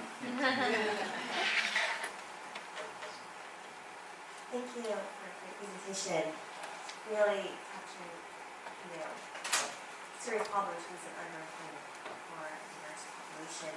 I'm curious, how does this business model work then? So if I am in HR and I'm looking to hire talent, is it like we're bringing on contract teams, or how does that work? So there are groups that work on consulting, working with big enterprises. We're not a tool. We're writing the Agile Manifesto for an inclusive team that makes work more inclusive. And we're a case study of one that proves that with no government funding and no CSR budgets, we can build a high-performing team. And it's requiring that we are inventing a lot of these tools because they don't exist. So our business model as a company, we're an IT services firm, we're in the big data analytics space and the software QE space, and we'll continue to grow and become a dominant player to prove the model works. But all this stuff we're developing, we're not going to move the needle on opportunity for neurodiverse talent if we hold on to it ourselves as our competitive advantage. So we're needing to figure out how we can quickly open source that stuff and push and advocate for others to adopt it. And when you are in conversations with potential customers, what's your angle? Is it that in working with you, these companies can align themselves with doing good work and being socially responsible? Is it the fact that they will have a really productive offshore workforce to be able to do work that they need done? Like, so we're 100% onshore. Okay. And our pitch is simple. We QA for Slack AIG Cigna. We beat IBM. We save 6 weeks of downtime for Time Warner to replace an offshore team. We do this better than anyone else in the world. By the way, we have a unique workforce that we create opportunity for. No one's going to trust their brand or their, the quality of their product, or the analytics of their BI, or the bias of the AIs, by the way, which we're starting to test because our team is particularly passionate about ML models that screw people over. So we're developing a AI bias testing practice and an ML QA practice for exactly this reason. But that's not why people hire us as a IT firm. It's because we do this better than humans.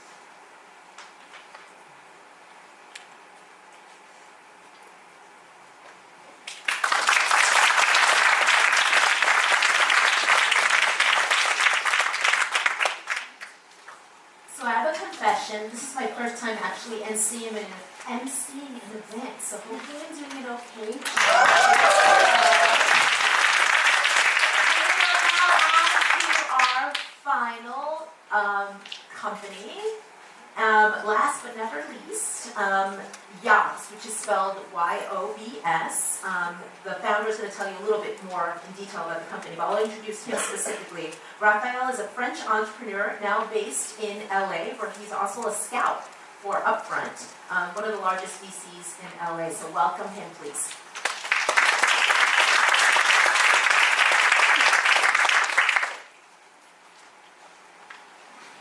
Hey everybody, my name is Raphael. So, let's talk a little bit about human capital management. My name is Raphael, and I'm the co-founder and CEO of Yobs. At Yobs, we're building the layer of intelligence for human capital management. And I'm going to start by asking you a question. How biased do you really think a traditional resume review is for women and minorities? This is a bit of a no-brainer, but I'm going to spoil it for you. It's about 50 to 67% bias in terms of getting a positive hiring decision. And at Yobs, we want to build the empirical tools for human capital management folks to actually make decisions based on more than just pedigree, which school you went to, what your GPA was, but what's actually predictive of performance. And so we do this by applying artificial intelligence to job video interviews. We capture the verbal content as well as on the nonverbal cues in order to measure culture fit and role fit. The real problem that we're solving for our customers is that they're leaving hundreds of millions of dollars on the ground and pushing out diverse talent because they cannot leverage scientific tools in order to make those human capital management decisions. So there's a couple of symptoms to this. Number one, there's an overwhelming amount of data in the process-oriented HR information systems that they use, which are very good at that, as we've talked about. But that data can be very overwhelming, and it slows down the decision-making process. On the flip side, traditional psychometric assessments and the resume are extremely biased, as we've talked about. And finally, hiring for fit and potential is extremely difficult when you're not able to leverage that data at scale. So what we built is the first scientific platform for human capital management. It plugs in directly in your HRIS and your ETS. So we have integrations with companies like Greenhouse. And there's really three key applications for the objective KPIs that we provide in HCM. The first one is in hiring, where we help you measure fit, both in terms of the role and the culture fit of the applicant. In talent development, we increase the ROI on your training programs. And finally, in internal mobility, we can help you with better data, your mission-critical projects. One thing to note is that our algorithms outperform IBM Watson, and they're constantly vetted with Purdue University's psychology lab to make sure that we don't introduce more bias in the process that we plan on removing. So our products really are those video interviews powered by the artificial intelligence. We can plug into your video interviewing tool if you already have one. And what our customers have found is that they're reducing their time to hire by up to 60%, spending less time on menial tasks and administrative tasks and focusing more on being strategic to the enterprise. They're also increasing the success rate of on-site interviews by up to 40%, and they're finding that they can hire better, more diverse talent. Talking a little bit about the market, average ACVs in this space run $200,000 to $2 million. We have found that this is a $24 billion market, and it's an old market where psychometric assessments really haven't changed for 50 to 80 years, and it just needs to be adapted to today's talent. A little bit about the team. My background is in enterprise sales and in venture. My co-founder previously built and sold 2 companies, hired hundreds of people, and our CTO and lead data scientist previously worked at Jive Software and enterprise software, and in AI research. So we have a long background in the space. One thing to note is that we are all immigrants, so this is a problem that we take very seriously. A little about traction, sorry. We are active with 4 SMB customers and 10 Fortune 500 companies. We are making $200,000 in ARR, growing 40% every month. And we have a research partnership with Purdue University. Our RESTful API is active with multiple companies. and our early customers love us. We're freshly backed with $1 million in funding from top investors like General Catalyst and angel investors like Susan Kimberlin. We're seeing explosive early adoption from our customers. And finally, we're building the first scientific platform for human capital management. Thank you.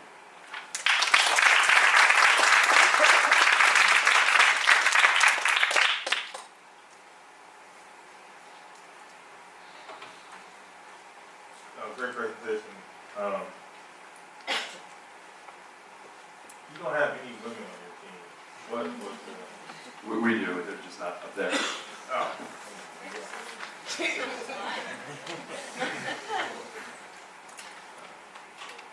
Why aren't they? Oh, because these are the co-founders. We're 8 people now, so we're a little bit bigger. The thesis that you are operating on, you look at the landscape, you talked a bit about the older, antiquated industry that you're competing in. The thesis that you're operating in is one that we have seen over the past few years at this exact event, which has been really cool to see this little emerging space.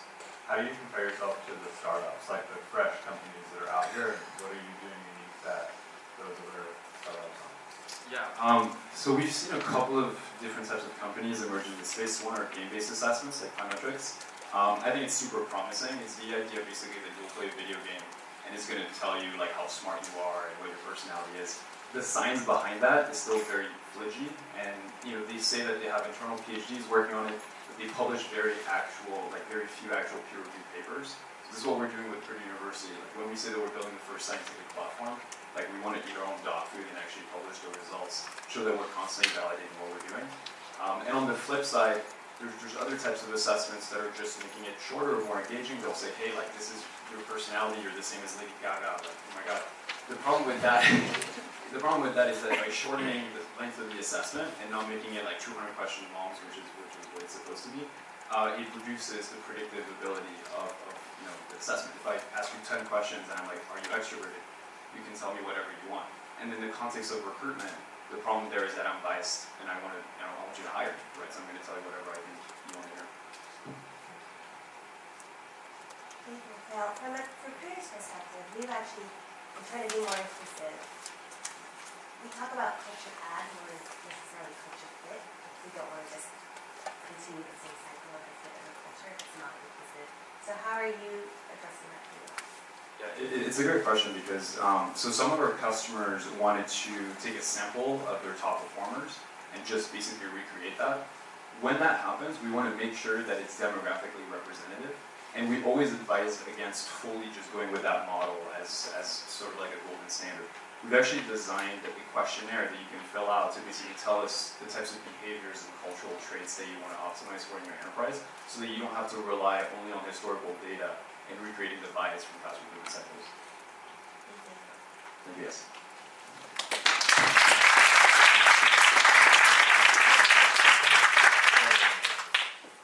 We did it! We made it through! So, thank you for the round of applause to that. Now we have our amazing and esteemed judges. You three will be now escorted by Janessa. Janessa, wave. All right, you will go to deliberate and figure out who's going to get all this cash money. Are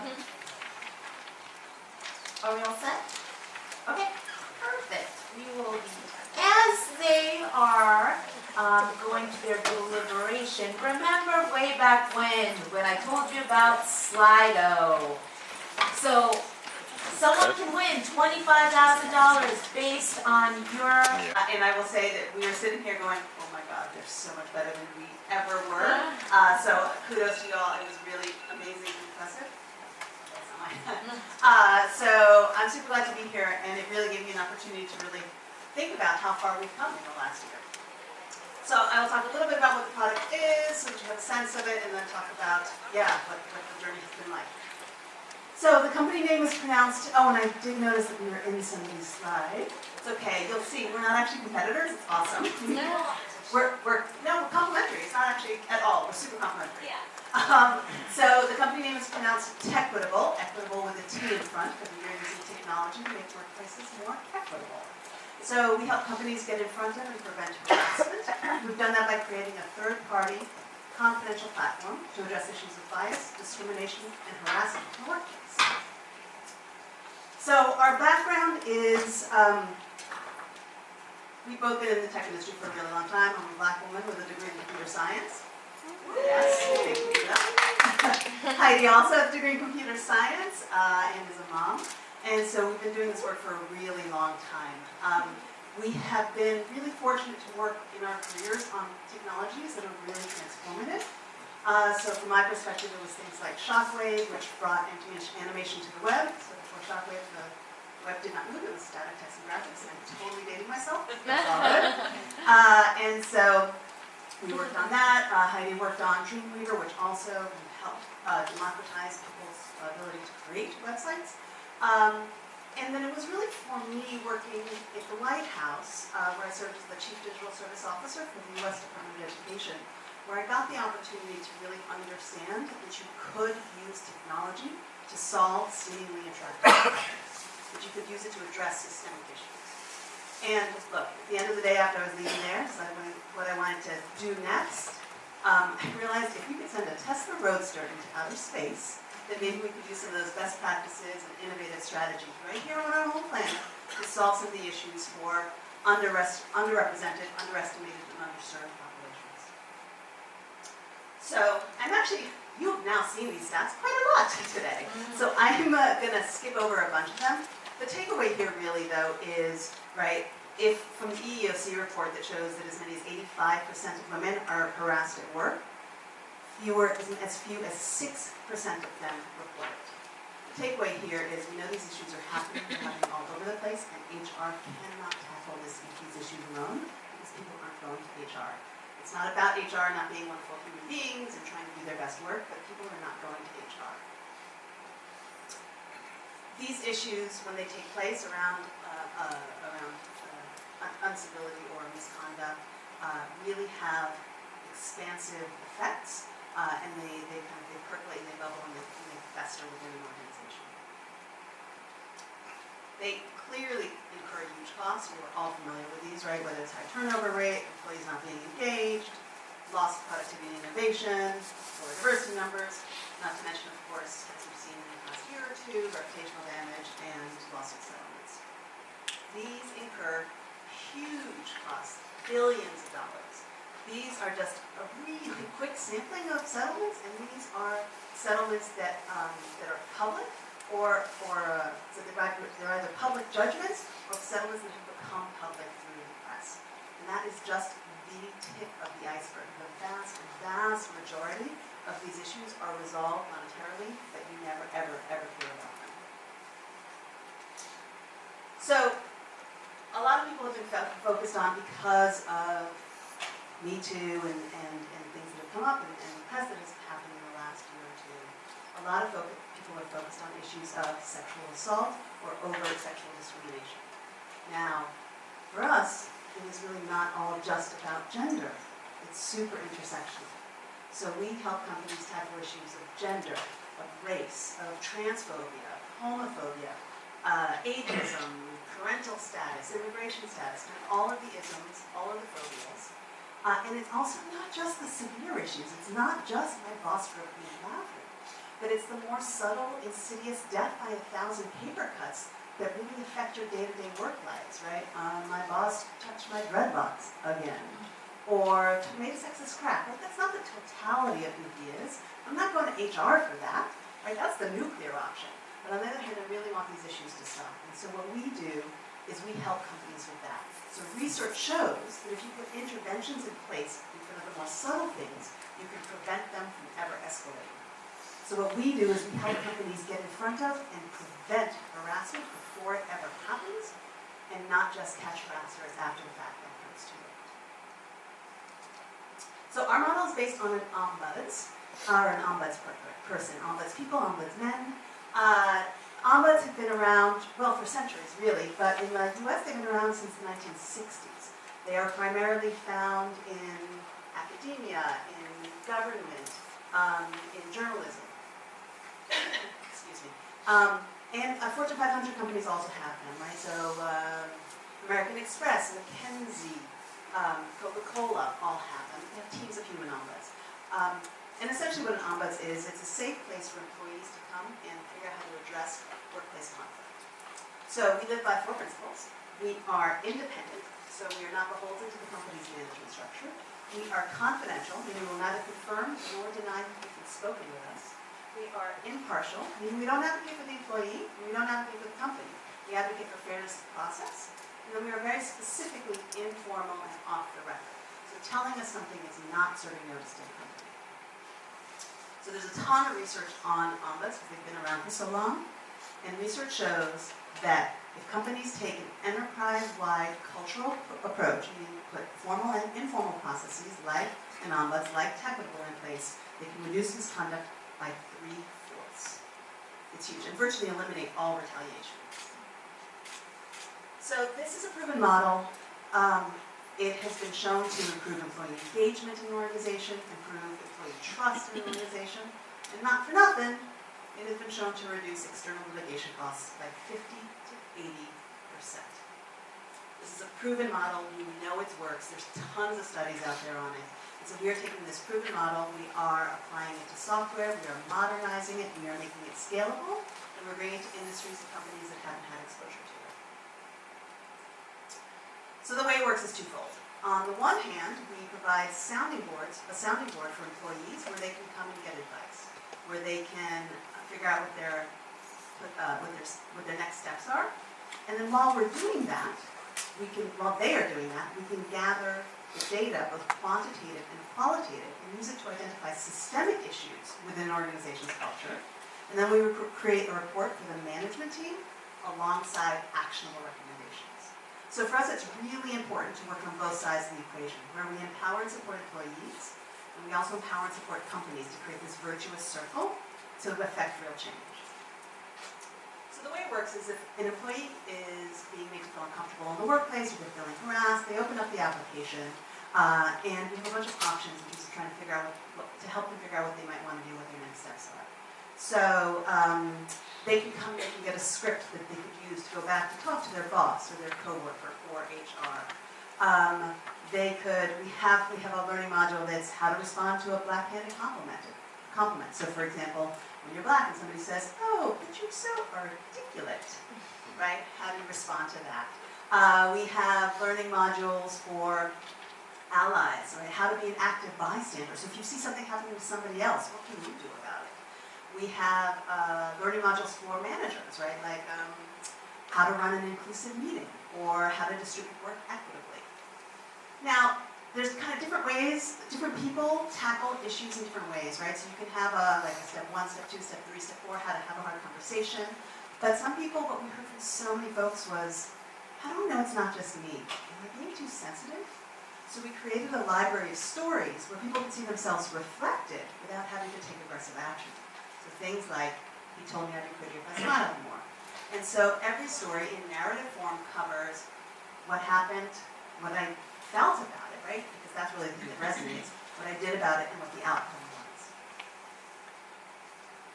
There's a bunch of different options on our digital platform. So it's things like, if you do in fact want to start a formal investigation, what does that look like? Who should I go talk to and make sure that there are a number of different options? Understanding what information you should be prepared to bring, what kind of questions HR will ask you, who else they might talk to, what that timeline might look like, and especially if there is a formal investigation, understanding that you might not be privy to all of the results because everybody's privacy has to be respected. And so what we found is really helping people understand what the process can look like, what that expectation can look like, helps them get set up to go ahead and take that step if that's what they want to do. Right, part of what we do is we give back. It's like in the situation, the control has been taken out of the employee's hands so frequently, and so what we try to do is give them back some agency and help them figure out what the next steps for them are. And of course, at any point, you can schedule an appointment to talk to a human. And so, yeah, so whether it's, I need a 1, 2, 3, 4, I want to read a story, I want to ease my way into it, I know exactly what I'm looking for, I just want to understand how it works, right? We try to meet them wherever the visitor, wherever the employee is. And then while that's happening, we're gathering the data that we provide back to the companies. And so it's things like, hey, is your San Francisco office having different issues than your New York office? Is your sales team having different issues than your marketing team? Is people involved usually individual contributors or first level managers, or is it senior executives? And also, are the issues around gender, or around race, or around homophobia? What kind of issues are they? And then to also kind of spanning the gamut, right, in terms of, is it offensive jokes and materials? Is it being mistaken for the other person of your race at the company every day? Is it bullying and abusive behavior, or is it physical assault? Right, so kind of running the gamut. So helping companies actually really understand the pulse of what's happening on the ground in their organizations. And it's working. It's been really pretty amazing to watch this as a process. So right now, on average, 20% of the employees are actually using the platform, which means that we are getting access to data that HR has never seen before. And out of the people using the platform, almost 17% of them are allies and bystanders. One of the things that we do is we ask, are you coming about something that happened to you or happened to somebody else? And 17% are saying, I'm telling about something that happened to somebody else, which is pretty amazing. Visitors are really finding the service useful. That we kind of have a thing that they can submit that they talk about whether the content is relevant and whether it's actually helpful in determining their next steps. The data's been really good on that. And then just from a quote, one of the things was you gave me really good advice that I wouldn't have thought of on my own, which is exactly what we're here for. So I'm going to give you two case studies. Can you just pay attention? Okay. So two case studies. The first is we had an employee call in, and they called because they were being made to feel uncomfortable because they were being made to feel like they were a token, that they were being tokenized. And really, when they called, they just really wanted somebody to know. They didn't want anything, they didn't want any advice. They wanted the company to know, that management to know you couldn't talk about stuff like that because it made people feel tokenized. And by the end of the conversation, right, so as an ombuds, part of what you do is you help the visitor, the employee, move from their position, what it is that they think they want, to their interests, which is why that's so important to them, and then help them develop options to achieve the outcomes they want. And so kind of over the course of that conversation, we got to a place where we understood that the issue was, one of the issues really was about feeling like their confidence was undermined, and that they weren't being recognized for the work that they were doing. And so we developed options to help them figure out how to actually do that, how to get some of what they needed from it, right? As well as understood the tokenization part of it, and that will kind of fold into the trends, but also helping them understand what steps they could take to fix it for themselves. And on the second side is, and this is one of the things that's been incredibly exciting, is right, as soon as we launched, we knew that we were helping employees, right? Because you could tell how they were using the platform, where they were going, and how they were using the phones. But we waited a quarter before we started doing data reports back to companies. And it's been unbelievable. So as a hypothetical example, we were able to say to one company, hey, your engineering team is having issues around bullying and abusive behavior, and your marketing team is having issues around inequitable distribution of work and promotion. So literally, we could say you have two different teams having different kinds of issues, and we could give them 5 recommendations for each of those, because we know the inside, like what's happening on the inside, so we gave them very crisp recommendations on how to address some of these issues. So anyway, so it's been, and so the HR teams, the diversity and inclusion teams we've been working with are incredibly happy, because again, we're giving them super actionable insights and recommendations. Oh, here's the timeline in terms of how far we've come. So so we incorporated in September 2017. December 2017, we were here in front of y'all. In winter of 2018, we were in the Y Combinator batch. We launched with our first customer in May.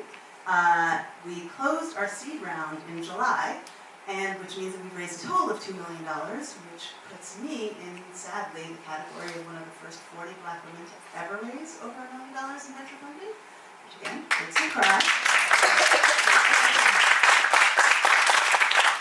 Super sad for those of you who are investors out here. Accept.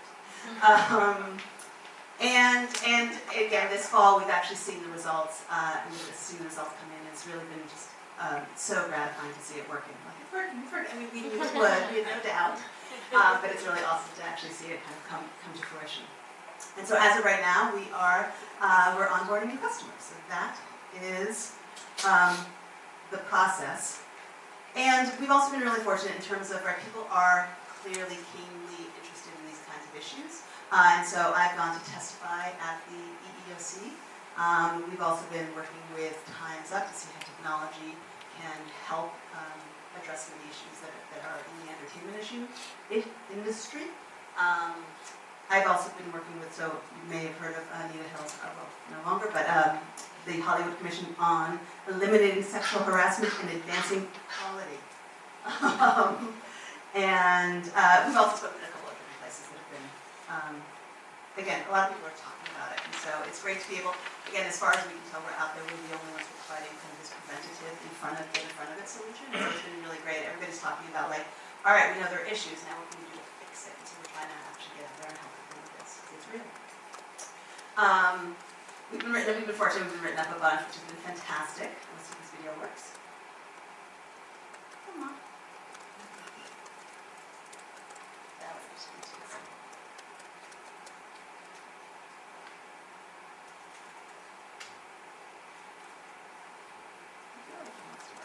Anyway, so this is a customer saying how awesome we are.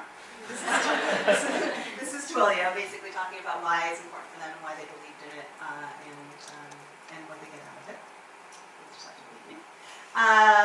And so you all know in here, right? Diversity is not just a pipeline issue, as some people here showed. There's a wide gamut of things that need to be addressed, retention being critical. I think somebody else actually also shared some of these stats where white women lead tech at the rate of 2 times that of white men, and Blacks and Latinos lead at a rate of 3.5 times that of white men. And so it really is an issue. It's super costly. It also is really just that changing the retention rates, making workplaces more inclusive, is what's going to help with our diversity issues across the board, not just in tech. There's been a ton of research and data around this as well that show that psychological safety, more than anything else, is the most critical factor in making a team work, and that's exactly what we're trying to help with. So we envision a future where everyone can bring their whole and best selves to work. So we want to support and empower employees, but we also want to help companies identify and address the issues early on and make real change. So our tagline is work culture that works for everyone. Thank you.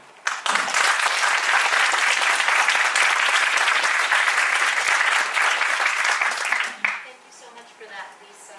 Now I have the wonderful pleasure of introducing someone who actually is the reason we're all here, and this competition has been in place for a few years.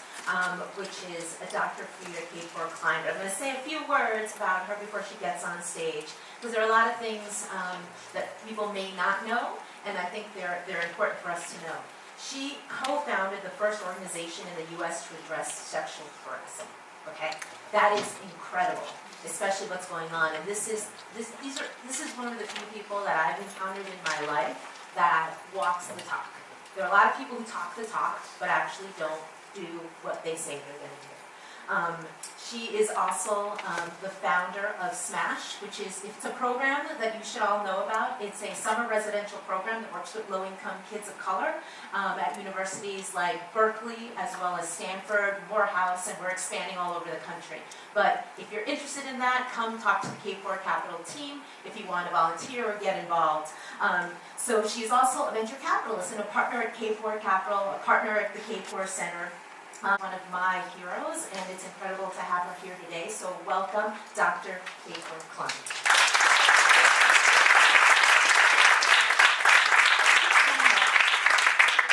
Great. So, thank you for being here. We're just killing time till the judges are ready, right? So if you want to stand up and stretch, but very importantly, if you have questions for Lisa about equitable, about how it works and why it works and what she's been building with Heidi, her co-founder, absolutely, I think that's really, really an important thing to do. And I can answer questions about why we started the People Ops Tech Pitch Competition 4 years ago, what I thought was going to be an emerging trend, what happened, along those lines and what did you, but right now, why don't you stand up, stretch, and then if you've got questions for Lisa.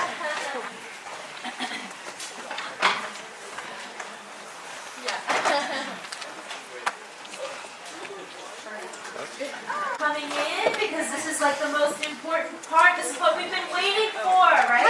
Which is the money. And it's not about winning. It's not necessarily always about winning. It's about building the community, helping out the ecosystem, connecting with people here that could be potential mentors, investors, as well as potential partners for your respective companies. So our judges, our esteemed judges are here, and what we're going to do is we're going to announce in this order so everyone gets the framework, third, second, first, and then we'll end with audience at the very end.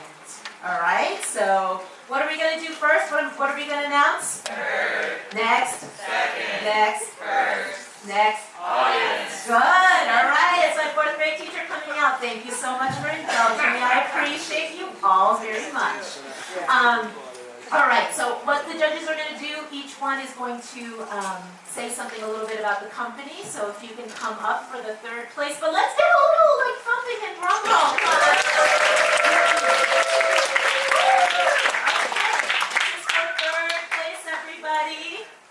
So this was a fantastic competition this year. Let's give a round of applause to all the startups.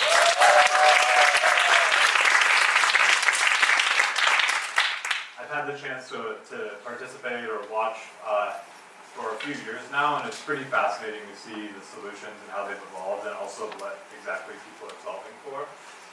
For example, retention and inclusion are two themes that really showed this year that I don't think we saw 3 years ago, and that was pretty fascinating. So for third place, we loved a few things about this company. One, the product showed lots of empathy. The product showed lots of empathy and gave users a chance to have good relationships with their managers and gave their managers a chance to have good relationships with the people that work for them. And I think what we really loved was the team and sort of the experiences that led these folks to building this company. So without further ado, third place is Forefront.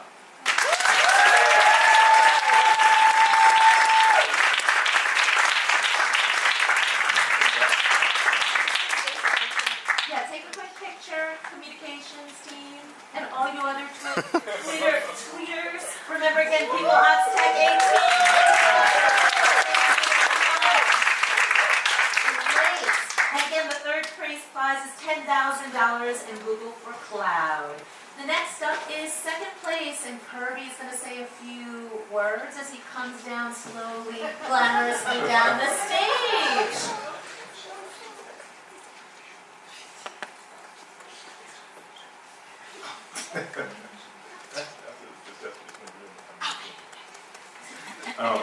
This team was just, they solved one of the more important problems in retention and advancement that underrepresented minorities and women have in any large organization, and that is mentoring. So with that, the number 2 company is Next Play.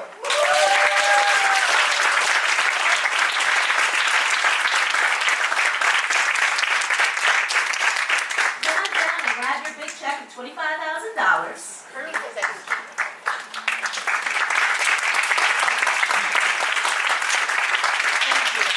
And the prize is $25,000 with HR Transform prize and Google for Cloud. So thank you so much for that. And last but not least, for the first, yes, okay, drum roll again. Let's get pumped.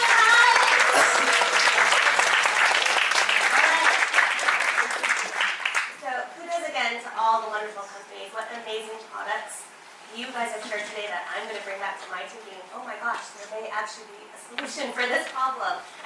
As an I&D professional, a lot of the questions I was getting, what's the return on that? You saw all the figures of how much money is being invested, and the question is always, what's the return?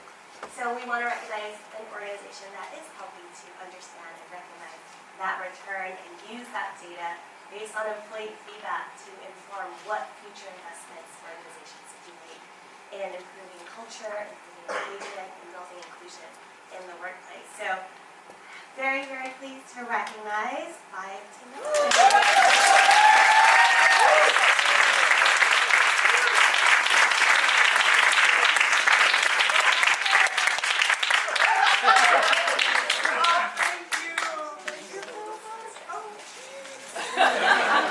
Great, and the prize is $40,000 again of non-dilutive capital, that's key.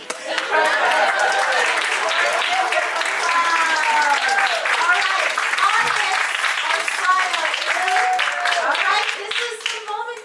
All of us remember the judges weren't supposed to have all the fun. We were supposed to also be involved in this for $25,000. And Lily, you are probably the only one that knows this information. Yes, so please. True. Okay, great. I'm sharing. You're sharing information. Great. Oh, and look at you get this.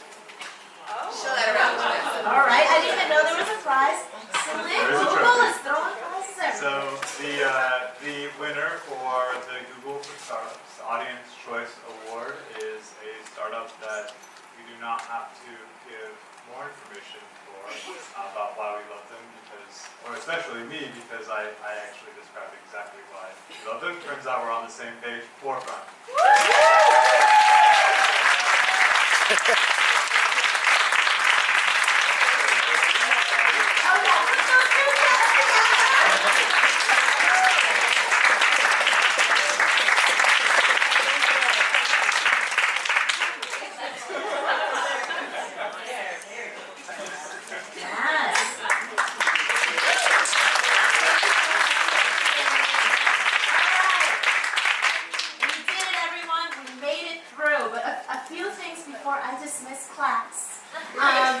I think it's really important to recognize that there are a lot of folks that were involved behind the scenes making sure this event came together. And I want to personally recognize Lily, our partner, as well as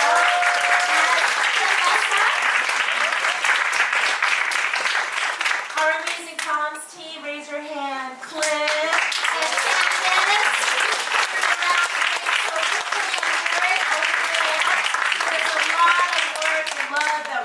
This. Last year we had about 7 to 8 weeks to put together to get applications in. This year we did it in 3. Yes, we want flowers, we want pictures. Yes.